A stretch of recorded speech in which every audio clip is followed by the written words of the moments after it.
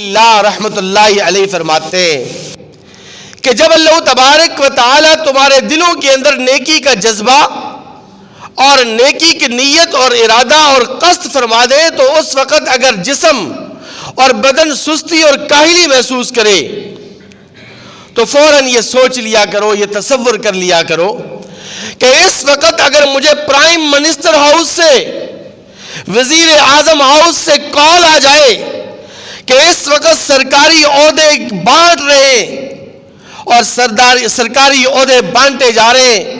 سرکاری ملازمتوں کی تقسیم کی جا رہی ہے، سرکاری ملازمت کی آفر ہے، اور جو آدمی 24 گھنٹے کے اندر اندر یا 10 سے 12 گھنٹے کے اندر اندر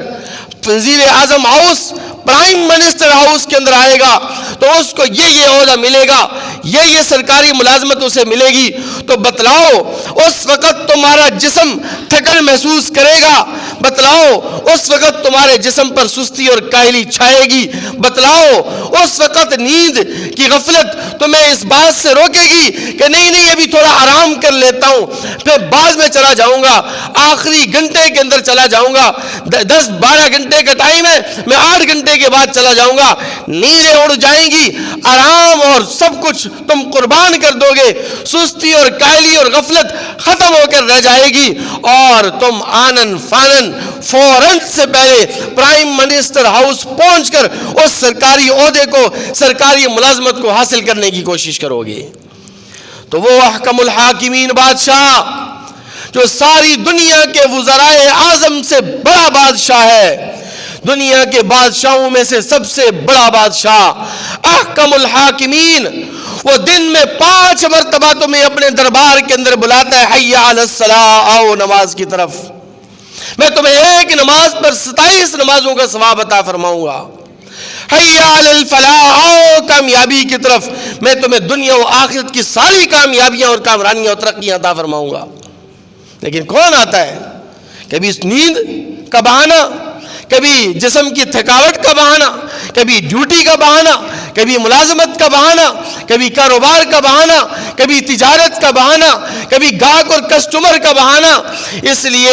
ہمارے دلوں کے اندر اس بات کی اہمیت نہیں ہے کہ اللہ تبارک و تعالیٰ کی یہ آفر کتنی بڑی آفر ہے، اور دنیا کے ایک وزیر اعظم کی آفر کی قدر و قیمت ہمارے دلوں کے اندر ہے، اس لیے ہم فوراً پرائم منسٹر ہاؤس پہنچتے ہیں،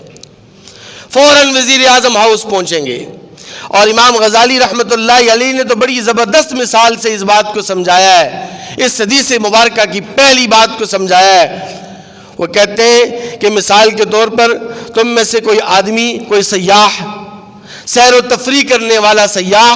ایک جزیرے پر جائے، اور اس جزیرے پر پہنچ کر اسے پتہ چلے کہ اس جزیرے میں ایک ٹیلا ہے جو سونے اور چاندی کا ہے، اس ٹیلے کے مالک نے یہ آفر دے رکھی ہے، یہ اعلان کر رکھا ہے کہ 1 گھنٹے کی مہلت ہے۔ کتنی بھئی؟ سارے بولیں گے 1 گھنٹے کی مہلت ہے، 1 گھنٹے کے اندر جو بھی سیاح جتنا اس ٹیلے سے سونا چاندی اٹھانا چاہتا ہے، حاصل کرنا چاہتا ہے، حاصل کر لے۔ 1 گھنٹے کے بعد یہ مہلت دوبارہ نہیں ملے گی، تو بتلاؤ کہ اس وقت وہ سیاح یہ سوچے گا کہ نہیں، میں پہلے اس پہاڑ کی سیر و تفریح کر لوں، پہلے میں یہاں کے سرسبز و شادابی کو دیکھ لوں،